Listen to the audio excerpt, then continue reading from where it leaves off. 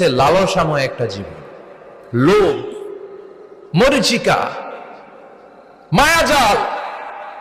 এই মায়াজালে আমরা আটকে আছি, ফলে মৃত্যুর কথা আমরা ভুলে গিয়েছি। পাগলের মতো ছুটছি, আরো টাকা লাগবে, আরো খ্যাতি লাগবে, আরো যশ লাগবে, আরো দাপট লাগবে। আমার এত টাকা দিয়ে কি হবে? এত সম্পদ দিয়ে কি হবে? এত ব্যস্ততা দিয়ে কি হবে তোমার? স্টপ, থামুন, অনেক হয়েছে। আন্না,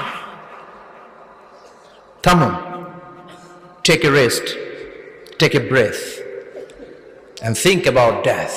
Think that you have to go back to your Lord. একটু বসেন না, একটু ভাবেন যে আমাকে চলে যেতে হবে, চলে যেতে হবে। এই কোলাহল, এই ব্যস্ততা, এগুলো থাকবে, থাকবো না আমি। সাইয়েদনা ওমর ফারুক বলেছেন, মুতু ক্বাবলা আন তামুতু, মরার আগে একবার মরো। হাসিবু ক্বাবলা আন তুহাসাবু আলাইকুম, তোমার হিসাব নেওয়ার আগে তুমি একবার নিজের হিসাবটা করো না। কাগজ বের করে একটু লিখো না, কি কি ভালো কাজ করছিলা, যেগুলো দিয়ে নাজাতের ওসিলা হতে পারে।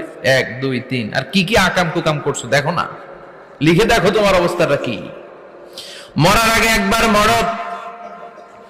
মরার আগে খাটের মধ্যে শুয়ে শটান করে চোখ বন্ধ করে একবার মরার ভান করে দেখেন কেমন লাগে।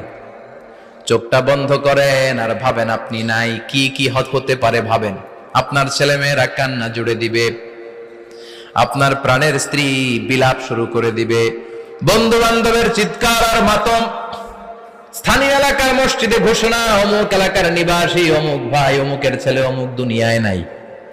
সব আত্মীয়রা চলে আসবে, ফেসবুকে স্ট্যাটাস দেয়া হবে, সবাই সবাইকে জানাবে বিকাল 4টায় অমুক হাই স্কুল ময়দানে আপনার জানাজা। ছুটে আসবে, সবাই ছুটে আসবে আপনাকে শেষ বিদায় দিতে, গুড বাই জানানোর জন্য, আল ওয়াদা, বিদায় জানাতে আসবে সবাই। 4 তাকবীর দিয়ে আপনার জানাজা হবে, অশ্রুসিক্ত জানাজায় আপনার বিদায় হবে। কাঠের খাটিয়ার মধ্যে করে কাঁধে তুলে আপনারে কবরে নেওয়া হবে। আগে থেকে খুঁড়ে রাখা কবরটার মধ্যে আপনারে বিছিয়ে দেয়া হবে।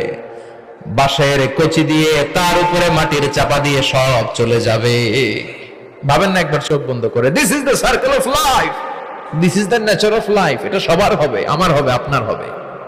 এত মায়া, এত ভালোবাসা কই যাবে?